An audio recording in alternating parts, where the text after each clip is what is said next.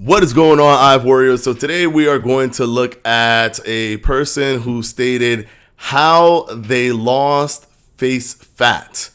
And I'm not sure if they did it with intermittent fasting, but either way, we're going to look at this and see what it was. I did type in intermittent fasting and I looked at the list and I clicked on this one.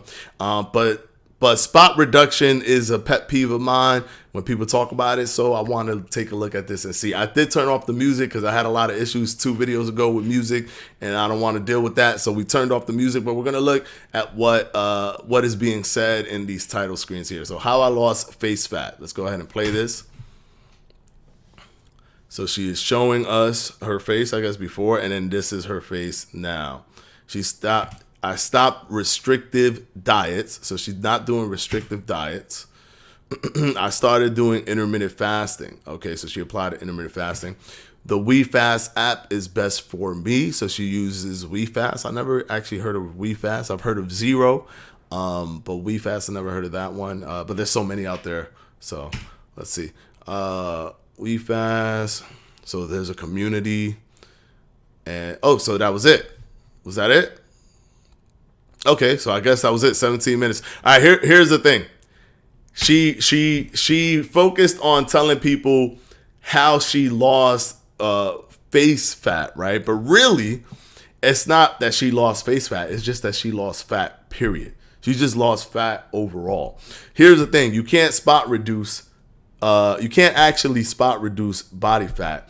So you can't say, oh, if I do this thing, it will help me lose fat in my face. If I do that thing, it will help me lose fat around my belly. If I do that thing, it'll help me lose fat on my back. It doesn't actually work like that.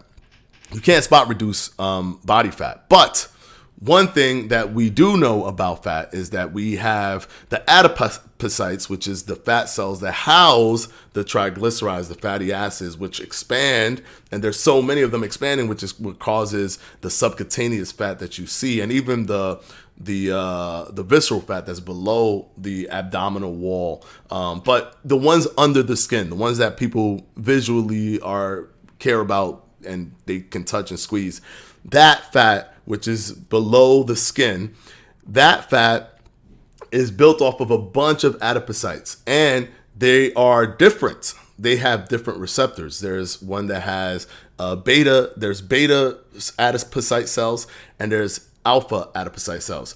So the beta cells, those are the ones that are super difficult to pull fatty acids from. And the unfortunate thing is, for a lot of people, is that they are normally housed in the stomach region and the hip region. So that's why the stomach and hips are always usually the harder body fat to remove when you're losing weight, or usually the body fat that goes last and one of the first ones to store when you're gaining weight. The face tends to have more alpha receptors than beta receptors, which means it's easier once you start losing weight. And a lot of people notice this, is that they start to lose body fat in the face first and the arms first, because those places have more alpha fat cells than they do beta fat cells. So she simply just started losing weight and using intermittent fasting to do it, and ended up having her face was one of the first targets that the body decided to pull fatty acids from to provide the energy from energy deficits. So if I'm looking at this here, somebody saying is fasting bad?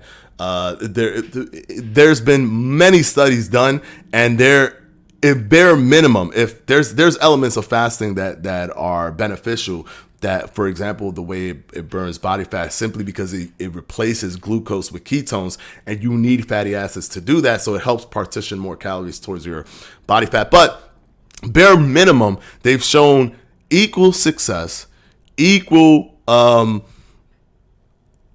lifestyle, productivity and everything with intermittent fasting as compared to just normal caloric restriction without doing intermittent fasting. So even if you look at the bare minimum negative elements of intermittent fasting, it is not worse than just normal caloric restriction, which is something that you 100% need. You need to be at a caloric deficit to lose weight.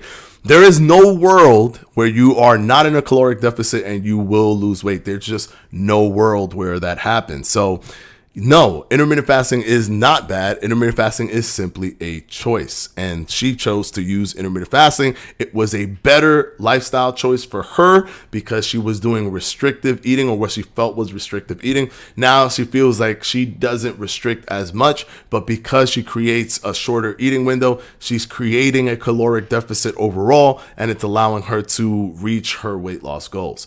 Anyways, that is it for today. Let me know what you guys think in the comment section below, because I love reading your stuff, man. That's one of the fun parts of after I put out the video. I just start scrolling and looking at what you guys are saying.